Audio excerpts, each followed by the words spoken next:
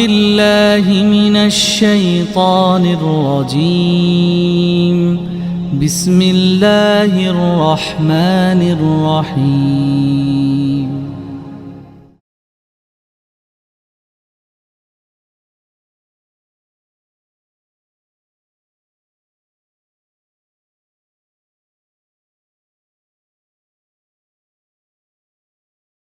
Alhamdulillahilladzi anzala sakinata fi qulubil mu'minin liyazdadu imanan ma'a imanihim.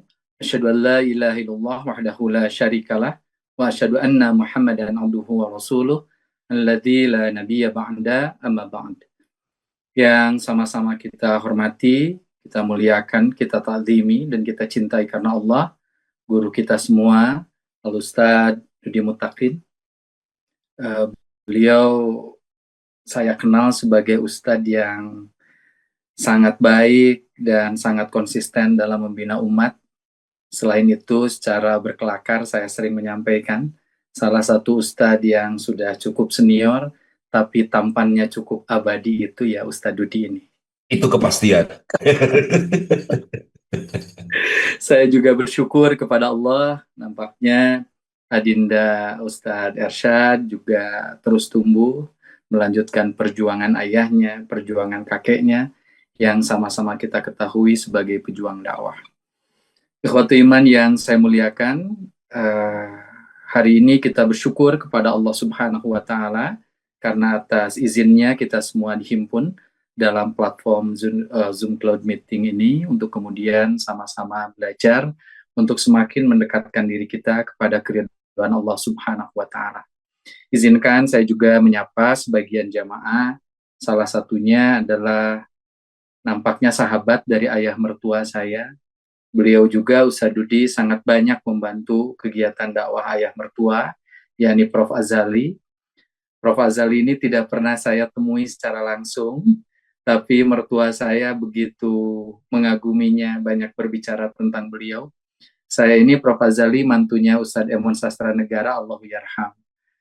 Jadi dulu istri saya itu waktu kemudian lahirnya prematur, konon katanya salah satu yang kemudian membersamai tumbuh kembang istri saya itu adalah Prof. Oleh karena itu terima kasih Prof sudah menjaga istri saya waktu kecil, sekarang tinggal saya yang menjaga dia. Juara. Ikhwatu iman yang saya muliakan, pada kesempatan malam hari ini izinkan saya berbagi untuk kita semua terkait dengan bagaimana cara kita mengikhtiari agar kita dicintai oleh Allah Subhanahu wa Ta'ala. Tentu sebagai pendahuluan izinkan saya untuk mengingatkan kita semua betapa kita itu perlu untuk dicintai oleh Allah Subhanahu wa Ta'ala. Apabila kita belajar kepada Al-Quran, kita belajar pada sejarah tentang nabi-nabi yang telah meninggalkan kita semua, maka kita akan sama-sama mengetahui betapa orang-orang yang dicintai oleh Allah Subhanahu wa Ta'ala itu hidupnya senantiasa dibahagiakan dan dimenangkan perjuangannya oleh Allah Subhanahu wa Ta'ala. Kita mengingat bagaimana Nabi Musa dizalimi, bahkan dikejar-kejar oleh Firaun, tapi karena Nabi Musa dicintai oleh Allah Subhanahu wa Ta'ala, akhirnya Nabi Musa dimenangkan oleh Allah Subhanahu wa Ta'ala. Kita pun sama-sama menyaksikan bagaimana Rasulullah Shallallahu Alaihi Wasallam mendapatkan hambatan, tantangan, ancaman, dan gangguan ketika beliau berdakwah.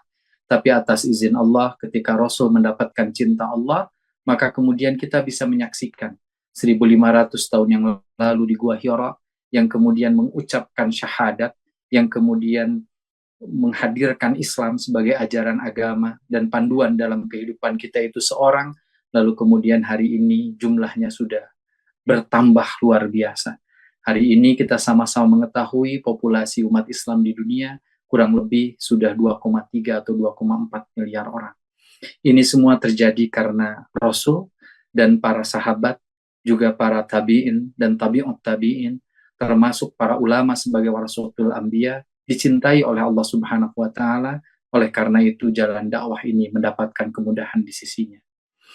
Kalau kemudian para nabi dan orang-orang baik dicintai oleh Allah Subhanahu wa Ta'ala, lalu kemudian kehidupan mereka dibahagiakan oleh Allah Subhanahu wa taala, perjuangan mereka dimenangkan oleh Allah Subhanahu wa taala, maka kalaupun kita mendapatkan cinta Allah, nampaknya kehidupan kita akan jauh lebih bahagia dan kita akan berjumpa dengan keridhaan Allah Subhanahu wa taala di dunia dan juga di surga. Nah, sekarang dari 6.236 ayat Al-Qur'an, izinkan saya untuk mengutip sejumlah ayat yang mudah-mudahan ini bisa menjadi guidance, bisa menjadi petunjuk bagi kita semua bagaimana caranya agar kemudian kita dicintai oleh Allah Subhanahu wa taala. Ayat-ayat ini saya beri nama sebagai ayat-ayat cinta. Jadi kalau kita ingin dicintai oleh Allah Subhanahu wa taala, maka mari kita penuhi prasyarat pokok mengenai karakter orang-orang yang dicintai oleh Allah Subhanahu wa taala. Mohon izin kepada para asatidz, para masyaikh dan para senior yang ada di sini, saya ingin mengutip beberapa ayat Al-Qur'an. Yang pertama di dalam Al-Qur'an surah Al-Baqarah ayat ke-222. Jadi nomornya cantik, 2.222. Di dalam ayat ini Allah Subhanahu wa taala berfirman di ujungnya, a'udzubillahi minasyaitonirrajim, innallaha yuhibbut tawwabin wa yuhibbul mutatahhirin. Kalau kita ingin dicintai oleh Allah Subhanahu wa taala, maka mari kita menjadi pribadi-pribadi yang senantiasa bertaubat kepada Allah dan berikhtiar untuk mensucikan diri. Ada yang menarik di dalam ayat ini. Allah Subhanahu wa taala menyampaikan di dalam ayat ini bahwa Allah mencintai orang-orang yang bertobat. Kalau ini diparafrasekan, maka maknanya adalah Allah mencintai orang-orang yang kemudian berdosa, tapi ketika ia berdosa, ia berikhtiar untuk kembali kepada keridhaan Allah Subhanahu wa taala. Dari ayat ini kita sama-sama belajar betapa manusia tidak mungkin terlepas dari dosa. Tapi Allah yang Maha Rahman dan Maha Rahim, Allah yang Ghafurur Rahim, menyampaikan pesan penting juga, bahwa kalau kita pernah melakukan dosa, pernah melakukan kekhilafan, pernah melakukan kesalahan, maka baliklah kepada jalan Allah, dan niscaya Allah akan mencintai kita semua. Jadi Allah tuh tidak pernah mengkreasi kita sebagai malaikat yang kemudian terhindar dari berbagai macam dosa. Saya sering disebut sebagai guru ngaji, tapi jangan pernah sekalipun di antara kita semua menganggap bahwa guru ngaji itu sholat subuhnya selalu semangat. Enggak juga, kadang hoream. Tapi kemudian dalam kehoreaman itu, kita semua karena ingin mendapatkan keridhaan Allah, maka kemudian kita memaksakan diri untuk berangkat ke masjid, berjumpa dengan jamaah yang lain untuk menggapai keridhaan Allah Subhanahu wa taala. Lalu kemudian wa yuhibbul mutatahhirin, dan Allah mencintai orang-orang yang senantiasa mensucikan diri. Ayat ini kalau kita baca asbabun nuzulnya, ini punya relevansi dengan larangan bagi seorang laki-laki untuk bersenggama dengan istrinya ketika istrinya punya hadas, baik itu haid maupun nifas. Tapi para ulama memberikan penjelasan lebih lanjut bahwa Allah itu mencintai orang-orang yang senantiasa mensucikan diri. Kalau dalam bahasa pramuka yang kemudian disampaikan oleh Kiai Haji Agus Salim sebagai Bapak Pandu Indonesia, beliau menyampaikan kalimat yang sangat baik, suci dalam pikiran, perkataan, dan perbuatan.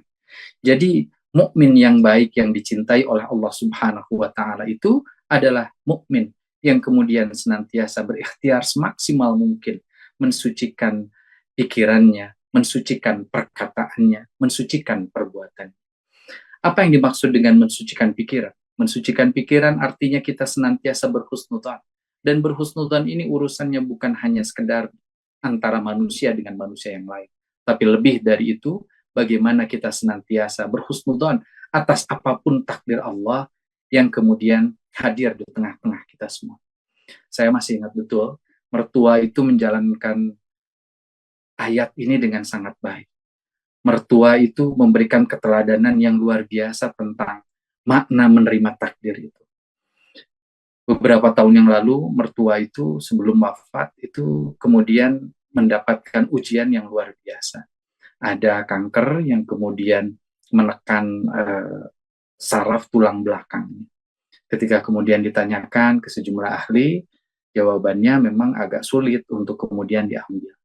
Kemudian ketika saya ngobrol dengan ayah mertua waktu itu, Al-Ustadz Emun Sastranegara Allahu Yarham, Pak ieu teh bade dikumahakeun da geuningan ikhtiar mah parantos tapi rupina sesah. Saya sampaikan ini tuh sudah ada kajian dari sejumlah dokter, tapi kayaknya ketika kanker ini mau diambil ini tuh nggak mudah. Jadi kira-kira apa yang harus dilakukan lagi ya Pak ya? Terus Bapak menyampaikan, ah ya udah kalau kira-kiranya susah nggak jadi masalah. Allah memilih apa untuk menerima takdir ini karena Allah yakin apa itu adalah hamba yang insya Allah kuat diuji dengan ujian.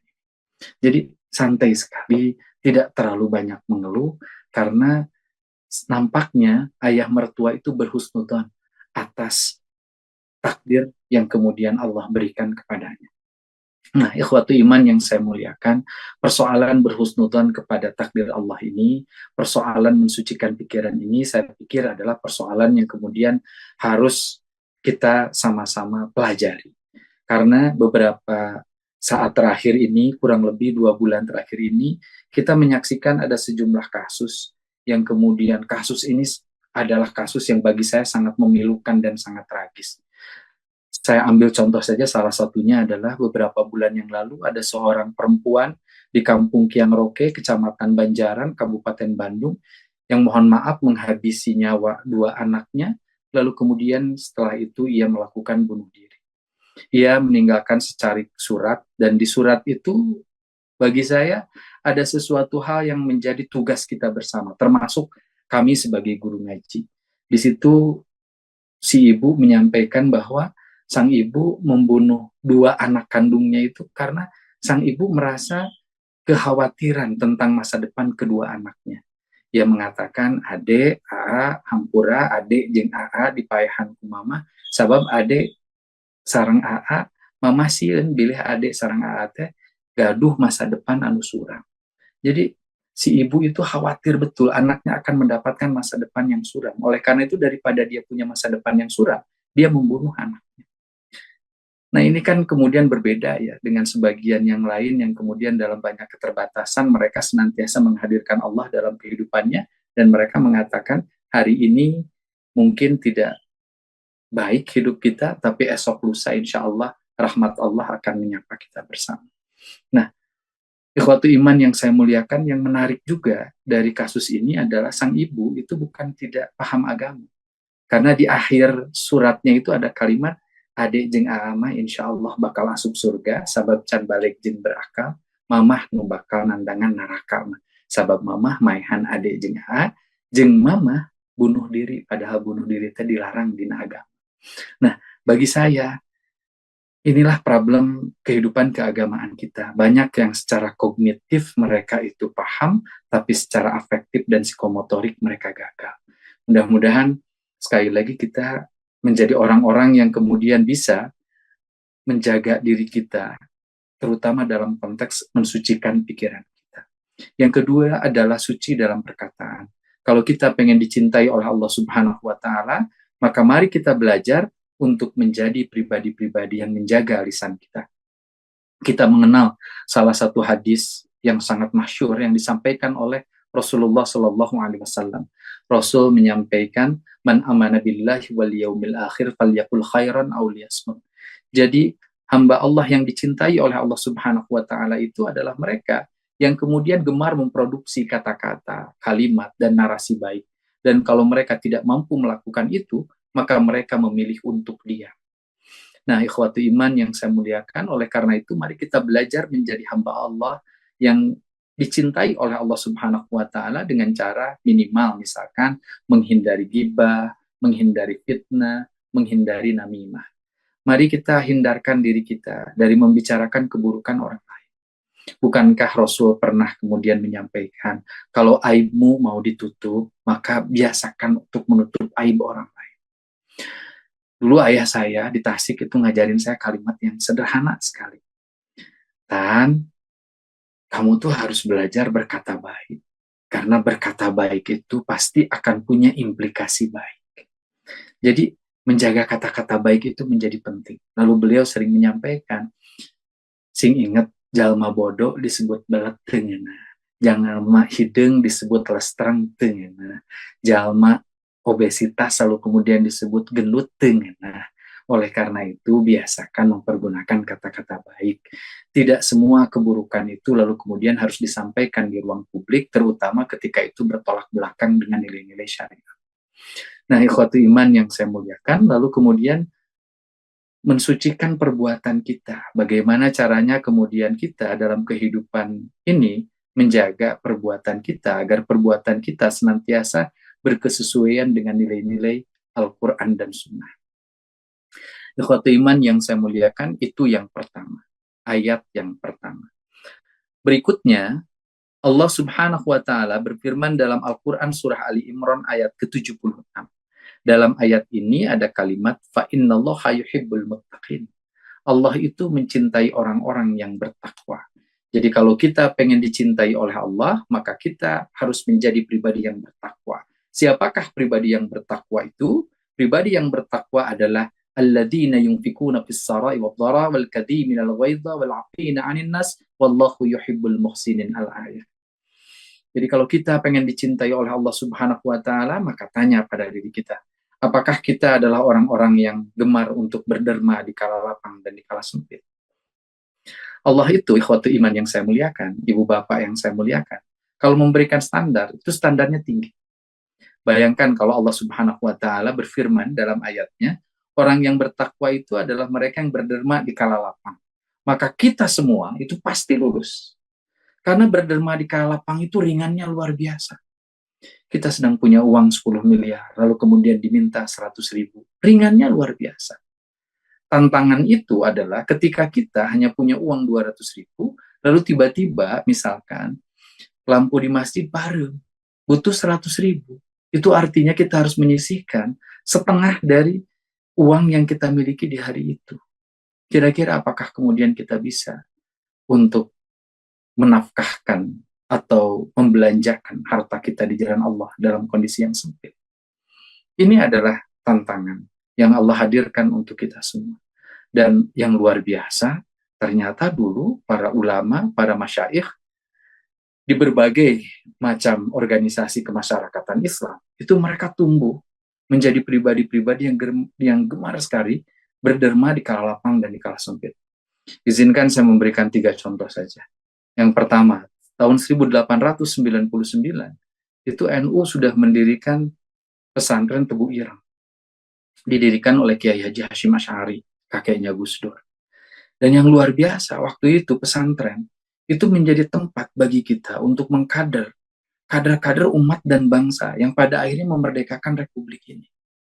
Tahun 1899 digambarkan dalam film Hadratus Syekh bagaimana Kiai Haji Hashim Asy'ari itu sering berkelana, berjalan ke desa-desa, dari satu desa ke desa yang lain.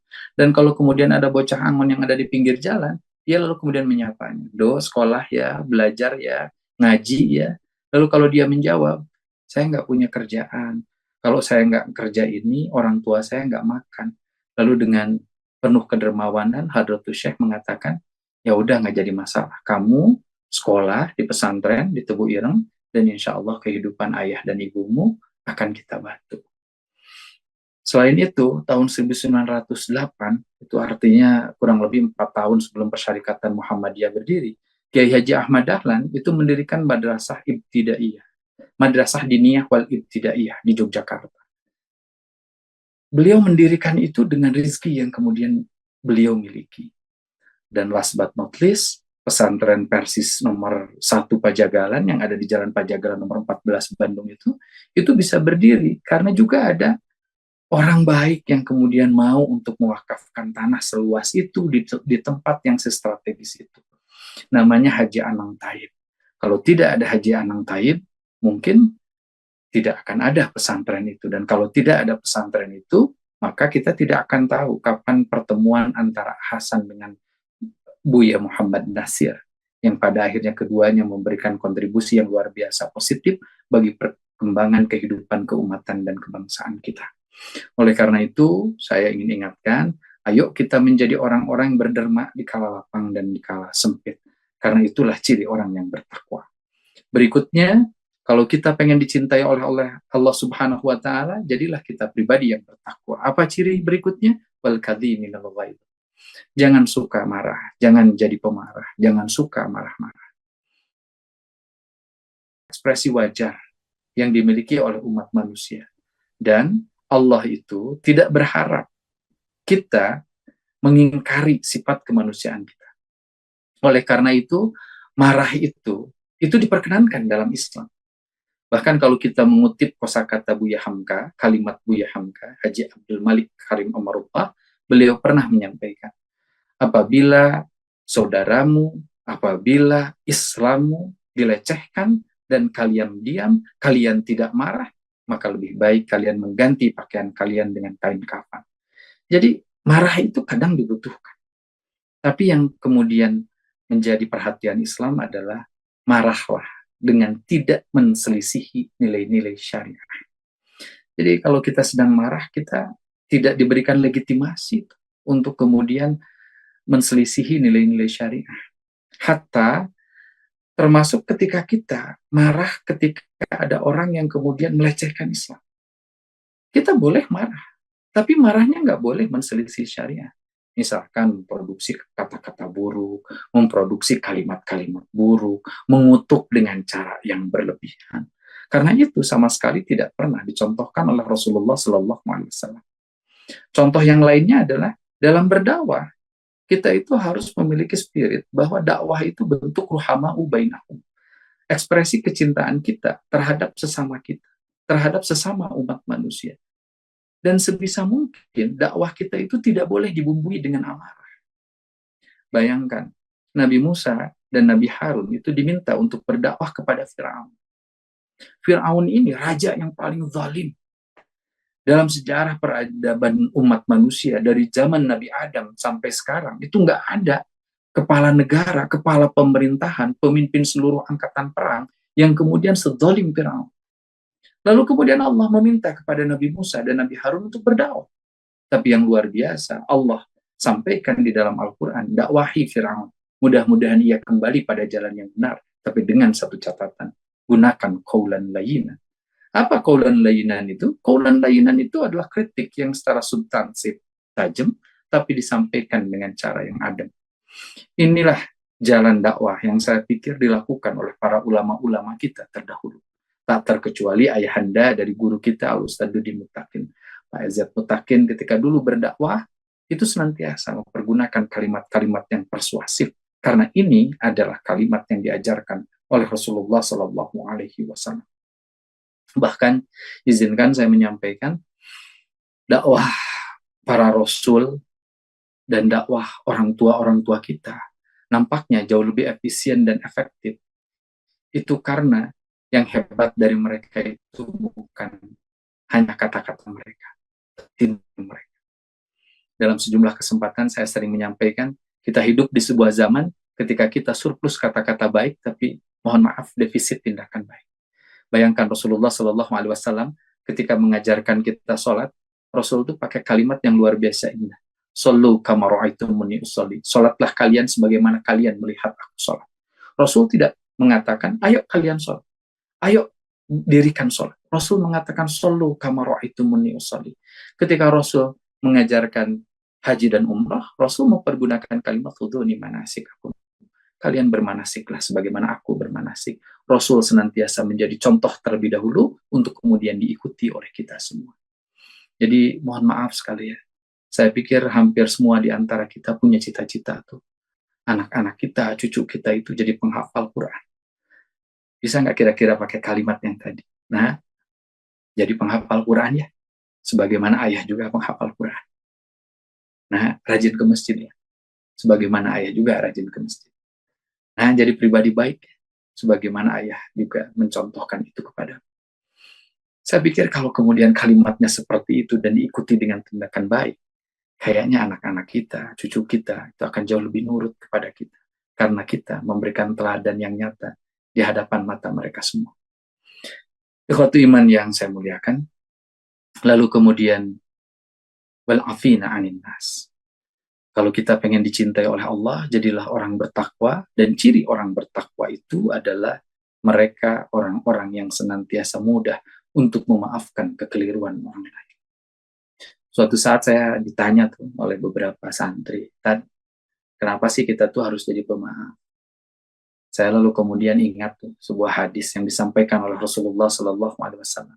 Siapapun yang memberikan jalan kemudahan bagi manusia di dunia, maka ia akan diberikan kemudahan jalan untuk menuju surga di akhirat kelak.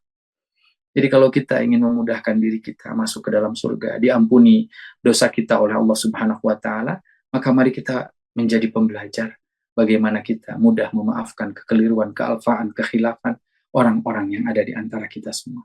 Terutama siapa? Terutama dengan orang-orang yang terdekat dengan kita, dengan pasangan hidup kita, dengan anak-anak kita, dengan orang tua kita.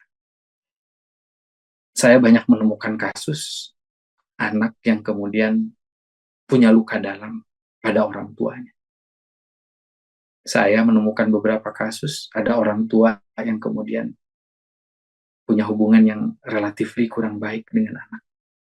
Ini adalah kasus-kasus yang mudah-mudahan tidak ada pada diri keluarga kita. Tapi kalaupun itu ada, maka mari kita menjadi pribadi-pribadi yang pemaaf, yang kemudian mampu saling memaafkan antara yang satu dengan yang lainnya, dengan harapan kalau kita memudahkan jalan orang lain untuk diampuni, maka kita pun akan mudah diampuni oleh Allah Subhanahu wa taala. Ikhwatu iman yang saya muliakan, lalu kemudian ayat yang ketiga adalah wallahu yuhibbus sabirin. Kalau kita ingin dicintai oleh Allah Subhanahu wa taala, maka mari kita menjadi pribadi-pribadi yang penyabar. Kenapa kita harus jadi penyabar?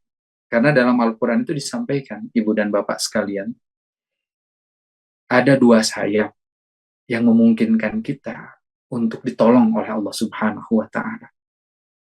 Ya, ada dua hal yang kemudian itu menjadi prasyarat pokok turunnya pertolongan Allah Subhanahu wa taala kepada kita. Dalam ayatnya Allah Subhanahu wa taala berfirman, "Ista'inu bis-sabri was-shalah, innallaha ma'as-sabirin." Kalau kita mau ditolong oleh Allah, lakukan satu sabar, dua sholat. Sesulit apapun masalah kita, sabar dan sholat. Itu kuncinya.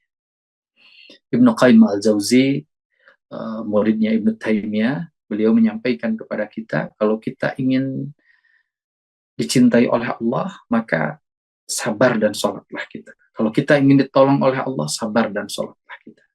Ibnu Qayyim lalu kemudian membagi sabar itu semisal yang pertama adalah sabar dalam ketaatan. Kalau kita mau diterima ibadahnya oleh Allah Subhanahu wa taala, sabar. Sabar. Mohon maaf ya, dulu waktu saya tinggal di Tasik, Sadudi, saya tuh pernah punya semacam hipotesa bahwa hanya orang Tasik yang tarawehnya tuh pengen cepet-cepet. Lalu kemudian tahun 99 saya pindah ke Bandung, 2003 saya menikah. Sesekali saya menggantikan ayah mertua jadi imam tarawih. Ternyata di Bandung juga sama. Tarawih yang dicintai itu adalah tarawih yang efisien dan efektif. Lalu kemudian di tahun yang sama, saya mulai ditakdirkan oleh Allah Subhanahu wa taala menjadi imam tarawih di sejumlah KBRI dan KJRI kita yang ada di sejumlah negara. Bahkan ada di beberapa masjid yang tidak dimiliki oleh KBRI tapi dimiliki oleh masyarakat muslim lokal, semacam Tokyo Chami di Tokyo Jepang. Itu ternyata hal itu serupa. Jadi kalau saya mau jadi imam itu belum apa-apa sudah di lobi. Ustadz, mohon maaf ya kalau berkenan bacaannya diringankan. Bukankah imam yang baik itu adalah imam yang meringankan bacaannya? Jadi memang kalau kira-kira dalilnya yang memudahkan itu umat ini sangat mudah untuk hafal. Saya hampir tidak pernah tuh mau mimpin tarawih, tiba-tiba misalkan ada ketua kamil masjid yang melobi saya, Ustadz, dulu kan waktu Rasul tahajud itu sampai kakinya bengkak-bengkak. Pokoknya malam ini saya mohon kepada Ustadz agar ayat yang dibacanya panjang-panjang. Itu hampir nggak pernah. Nah, saya hanya ingin menyampaikan, kalau kemudian kita ditakdirkan punya imam yang bacaannya panjang, bisa nggak kita menahan diri untuk tidak batuk-batuk atau dehem-dehem yang nggak jelas. Itu kan batuk-batuk yang nggak jelas itu sebetulnya menunjukkan ketidaksabaran kita dalam qiyam, ruku, dan sujud yang lama. Sabar dalam ketaatan. Jadi orang jujur itu konon katanya nggak mudah, tapi izinkan saya menyampaikan, Kalau kita jujur, hidup kita akan berkah. Nggak jujur mungkin senang, tapi jujur itu akan menghadirkan tenang. Dan kita harus bersepakat bahwa senang itu lebih urgent ketimbang tenang. Karena tidak semua tenang berakhir dengan senang. Nah, ikhwatu iman yang saya muliakan, lalu kemudian yang kedua, sabar dalam menghadapi kemaksiatan. Dalam hidup itu kan banyak kita melihat sesuatu yang tidak nyaman dalam pandangan kita. Entah itu berasal dari luar rumah kita, entah itu berasal dari rumah kita sendiri. Nah, ketika kita menyaksikan sesuatu yang tidak nyaman bagi hidup kita, bisakah kita bersabar? Terutama ketika kita melihat kemaksiatan. Kalau ada kemaksiatan di tengah kita, bisa nggak kita bersabar? Tentu sabar itu bukan dimaknai sebagai bentuk pengabaian. Tapi sabar itu dipahami sebagai ikhtiar kita untuk memperbaiki keburukan itu, tapi dengan satu catatan, kita memperbaikinya dengan cara yang ma'ruf. Dalam bahasa yang lebih sederhana, saya sering menyampaikan, bisa nggak kita beramar ma'ruf dengan cara yang ma'ruf, dan bahkan bernahi munkar dengan cara yang ma'ruf. Maknanya kalau kita ngajak pada kebaikan, lakukanlah dengan cara yang baik. Bahkan ketika kita menolak keburukan, lakukanlah itu juga dengan cara yang baik, dengan cara yang persuasif, dengan cara yang argumentatif, sehingga orang itu bisa jatuh cinta pada Islam, karena kita membawakan Islam dengan cara yang paling ramah, bukan dengan cara yang marah-marah. Ikhwati iman yang saya muliakan, lalu kemudian sabar berikutnya adalah ketika kita diberikan ujian. Ketika kita diberikan sakit, ketika kita diberikan kesempitan, bisa nggak kita sabar? Nah, ini tentu bukan perkara mudah. Oleh karena itu kita perlu belajar pada para sepuh, para penesepuh, termasuk pada para nabi dan orang-orang baik yang telah berpulang sebelum kita. Mari kita belajar bagaimana kesabaran yang ditunjukkan oleh Nabi Ayub alaihissalam ketika ia mendapatkan ujian berupa sakit yang luar biasa, tapi ia tidak meninggalkan keyakinannya pada pertolongan Allah Subhanahu wa Ta'ala. Mari kita belajar bagaimana keteguhan Nabi Nuh alaihissalam ketika ia kemudian berdakwah hampir 450 tahun, tapi yang kemudian ia dapatkan umatnya hanya satu perahu saja. Mari kita belajar kepada Nabi Isa alaihissalam bagaimana kesabaran ia mendapatkan ujian yang luar biasa dan ia pada akhirnya mampu melaumpauinya. Bahkan tidak hanya dari kaum laki-laki, di antara kaum perempuan juga kita banyak menemukan makna kesabaran. Bagaimana kita melihat sosok Asiyah yang kemudian ditakdirkan oleh Allah Subhanahu wa Ta'ala. Jodohnya adalah dengan Firaun, tapi dengan kesabaran yang luar biasa. Akhirnya, meskipun Asiyah wafat, Asiyah dipeluk oleh sifat rahman dan rahimnya Allah Subhanahu wa Ta'ala. Mari kita belajar kepada Siti Fatimah Az-Zahra, bagaimana ketika ia menikah dengan Ali bin Abi Thalib, jauh dari kemewahan, jauh dari kemudahan hidup, lekat dengan kesederhanaan, dibungkus dengan kesederhanaan luar biasa hidupnya. Sampai kalau kita datang ke Istana Topkapı yang ada di belakang Hagia Sophia di Istanbul, Turki, kita kan bisa ngelihat ya saja. Di situ ada banyak chamber, di situ ada banyak kamar. Dari mulai kamar ketika Turki Utsmani berkuasa, sampai kalau kemudian kita geser terus, kita akan ketemu dengan chamber khusus. Chambernya Rasulullah Shallallahu Alaihi Wasallam yang berisi peninggalan Rasulullah Shallallahu Alaihi Wasallam beserta dengan keluarganya. Yang bisa kita bayangkan sejak tanggal 29 Mei tahun 1435 di tempat itu dikumandangkan ayat Quran secara live bergantian sampai hari ini. Kalau kita datang ke situ, pasti di situ ada orang yang sedang ngaji Quran. Saking penghargaannya kepada Rasulullah Shallallahu Alaihi Wasallam dan keluarga. Dan yang membuat saya terharu itu ketika saya kemudian menyaksikan bagaimana pakaian yang pernah dipakai oleh Sayyidah Fatimah Az-Zahra, putri Rasulullah Shallallahu Alaihi Wasallam. Itu kainnya itu kain sederhana sekali. Lalu kemudian di beberapa bagiannya itu ada robek-robek yang kemudian dijahit kembali oleh putri Rasulullah Shallallahu Alaihi Wasallam. Bayangkan, Fatimah itu bukan hanya anak seorang pendakwah. Fatimah juga kan anaknya Nabi sebagai pemimpin politik tertinggi, kepala negara. Tapi Masya Allah wa tabarakallah, kita menyaksikan bagaimana Fatimah itu menjadi pribadi yang sabar. Nah, ikhwatu iman yang saya muliakan, berikutnya yang keempat, di dalam Al-Quran surah Al-Ma'idah ayat ke-42 ada kalimat Innallaha yuhibbul muqsitin. Allah itu mencintai orang-orang yang sabar. Oleh karena itu, mari kita terus belajar untuk menjadi pribadi-pribadi yang berkeadilan. Ya. Di sini ada kalimat Innallaha yuhibbul muqsitin. Allah mencintai orang-orang yang berbuat adil. Oleh karena itu dalam hidup mudah-mudahan kita bisa mengedepankan keadilan. Kita mengenal kalimat adil sejak dalam pikiran. Jadi bagaimana kita itu harus adil. Bahkan beberapa ulama itu menyampaikan adil itu adalah salah satu moral value yang ditawarkan dan diutamakan oleh Islam. Jadi bagaimana kita harus berbuat adil. Adil itu artinya menempatkan berbagai hal sesuai dengan proporsinya masing-masing. Adil juga adalah berimbang. Bagaimana kita, mohon maaf, misalkan menghadirkan siang untuk bekerja, menghadirkan malam untuk rehat. Kita adil juga bagaimana kita bekerja untuk dunia dan bagaimana juga kita bekerja untuk dunia itu sebagai wasail bagi kita untuk bekerja demi negeri akhirat kita. Ibu dan Bapak, sekedar berbagi saja. Kebetulan saya di Bandung Timur mendirikan sebuah sekolah kecil, sekolah sederhana, sekolah berbasis literasi dan hafalan Quran. Ada salah satu hal yang menarik yang saya lihat di dunia pendidikan kita. Saya itu banyak sekali, mohon maaf Ibu dan Bapak, itu menyaksikan orang tua yang mereka mempush anaknya agar mereka masuk, anak-anak mereka masuk ke world class university atau minimal masuk ke kampus-kampus terbaik yang ada di Indonesia. Oke lah kita sebut misalkan UI, ITB, UGM. Dan untuk masuk ke situ, kadang orang tua tuh nge-push anaknya luar biasa. Sampai nyekolahin anaknya di sekolah terbaik. Plus tidak hanya itu, baru pulang jam 4 harus kemudian ikut les lagi. Ketika saya tanya, kenapa melakukan itu Pak, Bu?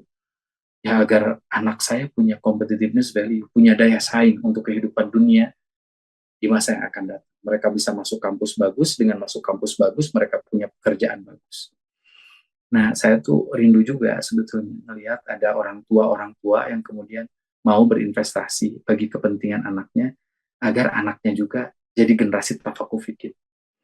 Saya bayar nih lembaga pendidikan ini, biar anak saya jadi penghafal Quran. Saya dekatkan nih anak saya ini pada ustadz tertentu agar dia paham soroh, balaghah, dan mantik, fikih, usul fikih, ulumul Quran dan ulumul hadis, karena dengan seperti itu ia akan mendapatkan kemudahan untuk mempelajari agamanya, dan ketika dia menjadi orang yang paham agama, jadi generasi tafaqquh fiddin, maka kehidupannya insya Allah akan dijaga oleh Allah Subhanahu wa Ta'ala. Saya pikir kita juga harus adil semacam itu. Dunianya dikejar, anak-anak kita jadi ahli sains dan teknologi. Di sisi lain, anak-anak kita juga menguasai nahwu, sorof, balaghah, mantik, ulumul Quran, ulumul hadis, agar kemudian kehidupan mereka diberkahi oleh Allah Subhanahu wa Ta'ala. Ikhwatu iman yang saya muliakan, lalu kemudian yang kelima, wallahu yuhibbul muhsinin. Ini ada di Ali Imran ayat 134. Allah itu mencintai orang-orang yang berbuat baik. Allah itu mencintai hambanya yang melakukan amal soleh. Amal soleh itu, izinkan saya menyampaikan, itu dua syaratnya. Satu, tata caranya sesuai dengan apa yang disampaikan oleh Rasulullah SAW. Yang kedua, ini juga penting, diniatkan hanya untuk menggapai keridhaan Allah Subhanahu wa Ta'ala. Saya berikan contoh ya. Saya sering menyampaikan, memberikan zakat, infak, sedekah, dan wakaf sebagai bentuk kedermawanan kita itu bagus. Tapi mbok, caranya yang baik lah ya.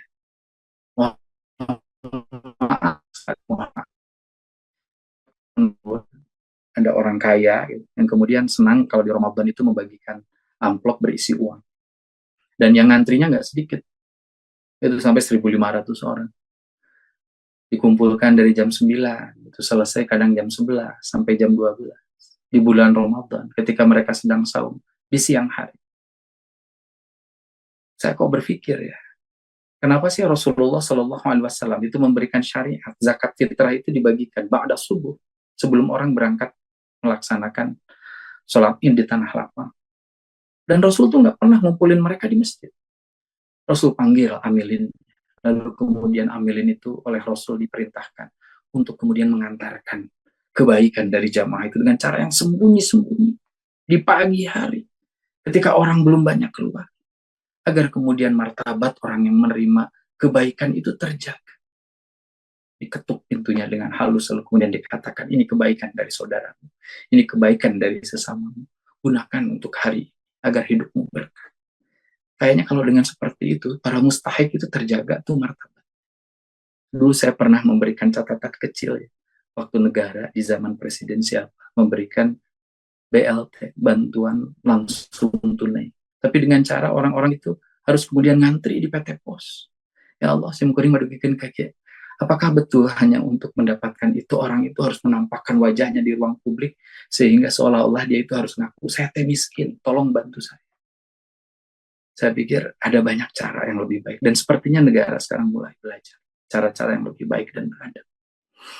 Nah mudah-mudahan kita juga kayak gitu. Berbuat baik itu bagus, tapi nggak cukup dengan niat baik. Kita juga harus melaksanakan itu dengan baik. Sholat subuh, kalau kita pakai logika, sholat subuh itu kan adalah sholat yang dilakukan di pagi hari. Ketika kita butuh peregangan otot, pekerjaan kita belum terlalu banyak. Sementara siang hari, waktu zuhur itu kan, itu hektik banget. Bersatu dengan lunch time, waktunya kita makan siang. Tapi kan nggak pernah kita berani mengatakan, ya udahlah besok lusa saya tes subuh rek 4 rakaat, pada peregangan otot, duhur karena lagi sibuk saya 2 rakaat kan enggak. Kenapa nggak kayak gitu? Karena logika kita disimpan di bawah wahyu. Karena kata Rasul 4 rakaatnya duhur, subuhnya 2 rakaat, maka kemudian kita melakukan. Inilah pentingnya amal soleh yang dimaknai amal soleh itu niatnya tulus ikhlas karena Allah, lalu kemudian yang kedua caranya mengikuti cara Rasulullah Shallallahu Alaihi Wasallam. Waktu iman yang saya muliakan, yang terakhir ini ayat ke-6 yang saya kutip, ada di dalam Al-Quran surat As-Saff ayat ke-4 yang berbunyi innallaha yuhibbul ladzina yaqatiluna fi sabilihi saffan ka'annahum bunyanun marsus. Jadi kalau kita pengen dicintai oleh Allah Subhanahu wa taala, maka mari kita berjuang, berjihad di jalan Allah dalam barisan yang kokoh, dalam barisan yang kuat, dalam barisan yang rapih. Selayaknya sebuah bangunan yang kokoh, yang temboknya itu nggak bakalan pernah hancur karena bangunannya kuat, bangunannya rapi, bangunannya kokoh. Nah, jadi kalau kita ingin dicintai oleh Allah, ayo kita belajar berjihad di jalan Allah.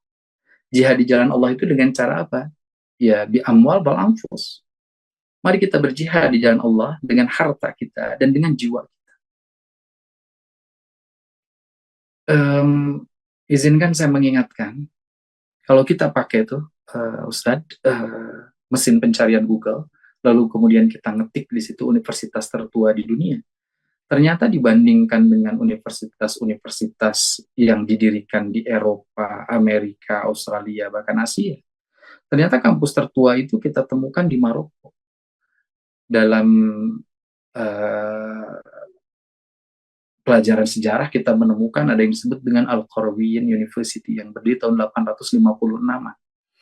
Eropa itu baru punya kampus tua itu misalkan tahun 1080 itu namanya Bologna University. Kampus-kampus keren kayak Harvard, lalu kemudian kayak Cambridge, itu berdirinya tahun 1100 ke sini. Itu artinya dulu umat Islam itu bisa memimpin peradaban karena orang berjihad dengan hartanya. Bayangin aja, Al-Azhar University itu berdiri tahun 970 sampai 973 Masehi. Yang sampai hari ini itu mayoritas kursinya itu diperuntukkan bagi masyarakat atau anak-anak dari berbagai belahan dunia yang tidak mampu. Jadi dari tahun 970 sampai 2025, kuota beasiswanya itu tinggi banget. Bahkan terakhir saya diizinkan oleh Allah Subhanahu wa taala ketemu dengan duta besar Mesir yang ada di Jakarta. Mereka lalu kemudian bikin semacam MOU setiap tahun dari Jawa Barat itu waktu itu ada sekitar 185 anak yang kemudian mendapatkan beasiswa di Al-Azhar. Nah, kenapa bisa dapat beasiswa? Karena Al-Azhar di backup oleh orang-orang yang kemudian mau untuk berzakat, berinfak, bersedekah, dan berwakaf. Nah, coba ya ini jadi juga bahan perenungan kita. Di Bandung ini banyak sekolah yang bagus, Ustaz. Sekolah-sekolah muslim yang keren luar biasa. Dan tentu itu harus kita apresiasi. Tapi ada juga yang kemudian harus menjadi pikiran kita. Salah satu pertanyaan mendasarnya adalah, apakah kemudian sekolah-sekolah bagus itu pintunya ramah untuk diketuk oleh orang-orang yang tidak berpuji? Saya itu selalu meyakini bahwa orang miskin itu hidupnya bisa lebih baik kalau mereka jadi generasi terdidik. Karena dalam Al-Quran ada kalimat yarfa'illahu alladhina amanu minkum walladhina utul ilma darajat. Pendidikan itu adalah eskalator kehidupan. Semakin terdidik orang, semakin baik kehidupan. Tapi kalau dan yang naik hanyalah orang-orang yang mampu, maka bagaimana dengan nasib mustadafin? Ini adalah tugas kita semua. Karena itu saya senang para asatidz yang kemudian sekarang mendirikan pondok pesantren, mendirikan sekolah-sekolah yang kemudian punya spirit al-ma'un, pembelaan pada masyarakat kita yang lemah. Dan mendirikan sekolah itu tentu harus ada asatidnya, harus ada agnianya, bahkan harus ada birokrasinya agar pendiriannya nggak dipersulit. Nah, inilah yang disebut dengan berjuang dalam barisan yang rapih. Nggak semua orang tuh membela Islam itu harus dengan menjadi ustadz. Enggak. Jadi dokter itu memberikan bantuan yang luar biasa. Coba ya para asatidz yang ada di sini, kalau kita melaksanakan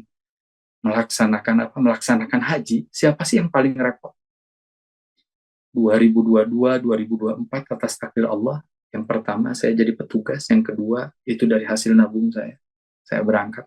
Tapi kalau kemudian diberikan tugas tambahan, saya mengelola 741 jamaah. 2 kloter, siapa yang paling repot? Apakah saya, guru ngaji? Bukan. Yang paling repot itu dokter. Yang paling repot itu perawat. Jadi kita butuh dokter, kita butuh perawat.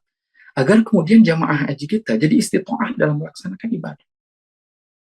Kita butuh tuh anak-anak muda kita yang jadi TNI, yang jadi Polri, yang jadi jaksa, yang jadi hakim. Agar hukum itu tegak. Dan saya mohon betul, setiap orang itu memberikan kontribusi terbaiknya untuk pembangunan peradaban yang lebih baik. Dan kalau itu bisa kita lakukan, maka insya Allah kita akan melihat Islam sebagai solusi bagi peradaban umat dan bangsa, bahkan dunia ke depan. Ikhwatu iman yang saya muliakan, saya kira itu yang bisa disampaikan. Sesungguhnya saya itu diberikan tugas oleh guru saya, Ustaz Dudi, untuk ngaji sampai jam 21.15. Tapi saya malu kalau terlalu panjang, Ustaz. Jadi saya kira itu saja yang bisa disampaikan. Mohon maaf sekali, karena tentu ada banyak hal yang kurang berkenan di hati ibu dan bapak. Saya hanyalah pembelajar yang tak kunjung pandai, dan mari kita belajar sama-sama untuk menjadi pribadi yang lebih baik. Terima kasih. Aqulu qouli hadza wa astaghfirullah li wa lakum. Wassalamualaikum warahmatullahi wabarakatuh.